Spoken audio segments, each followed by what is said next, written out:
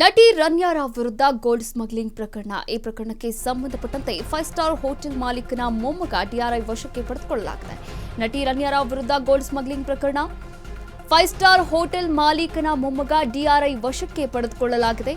ತರುಣ್ ರಾಜ್ ವಶಕ್ಕೆ ಪಡೆದುಕೊಂಡು ವಿಚಾರಣೆಯನ್ನ ನಡೆಸ್ತಾ ಇದ್ದಾರೆ ಡಿಆರ್ಐ ಅಧಿಕಾರಿಗಳು.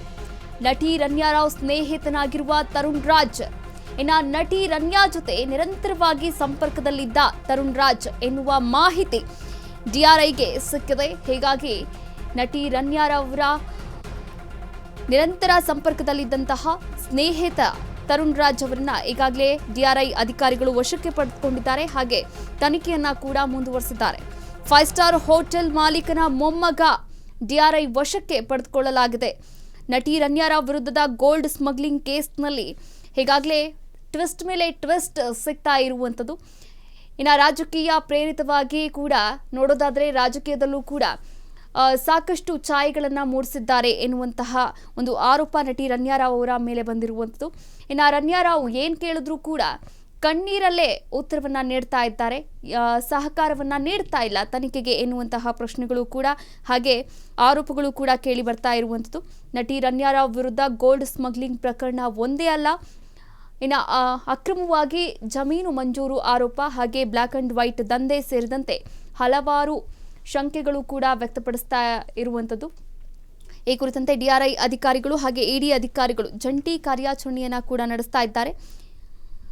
ರನ್ಯಾ ಜೊತೆ ದುಬೈ ಪ್ರವಾಸಕ್ಕೆ ತರುಣ್ ರಾಜ್ ಕೂಡ ಹೋಗುತ್ತಿದ್ದ ಎನ್ನುವಂತಹ ಮಾಹಿತಿ ಲಭ್ಯವಾಗಿದೆ. ರನ್ಯಾ ಜೊತೆ ದುಬೈ ಪ್ರವಾಸಕ್ಕೆ ಹೋಗುತ್ತಿದ್ದ ತರುಣ್ ರಾಜ್. ಈ ಹಿನ್ನೆಲೆಯಲ್ಲಿ ತರುಣ್ ರಾಜ್ನನ್ನ ವಶಕ್ಕೆ ಪಡೆದು ವಿಚಾರಣೆಯನ್ನ ಕೂಡ ನಡೆಸಲಾಗ್ತಾ ಇದೆ. ಕಳೆದ 2 ದಿನಗಳ ಹಿಂದೆಯೇ ಡಿಆರ್ಐ ಅಧಿಕಾರಿಗಳು ವಶಕ್ಕೆ ಪಡೆದಿದ್ದಾರೆ. 2 ದಿನದ ಹಿಂದೆಯೇ ವಶಕ್ಕೆ ಪಡೆದು ತರುಣ್ ರಾಜ್ಗೆ ಡ್ರಿಲ್ ಅನ್ನ ಕೂಡ ಮಾಡಿದ್ದಾರೆ. ವಿಚಾರಣೆಯ ಬಳಿಕ ತರುಣ್ ರಾಜ್ನನ್ನ ಬಂಧಿಸುವಂತಹ ಸಾಧ್ಯತೆ ಕೂಡ ಹೆಚ್ಚಾಗಿ ಕಾಣಿಸ್ತಾ ಇದೆ. ಇವತ್ತು ನಟಿ ರನ್ಯಾರಾವ್ ಅವರ ಕೇಸ್ ಈಗಾಗಲೇ ವಿಧಾನಸಭೆಯಲ್ಲೂ ಕೂಡ ಭಾರಿ ಚರ್ಚೆಗೆ ಒಳಗಾಗಿರುವಂಥದ್ದು. ಈ ಕುರಿತಂತೆ ಬಿಜೆಪಿಯ ನಾಯಕರು ಕೂಡ ಸಾಕಷ್ಟು ಆರೋಪವನ್ನು ಮಾಡ್ತಾ ಇದ್ದಾರೆ. ಹಾಗೆ ಕಾಂಗ್ರೆಸ್ ನಾಯಕರು ಕೂಡ ಪ್ರತಿಕ್ರಿಯೆಯನ್ನು ನೀಡ್ತಾ ಇದ್ದಾರೆ.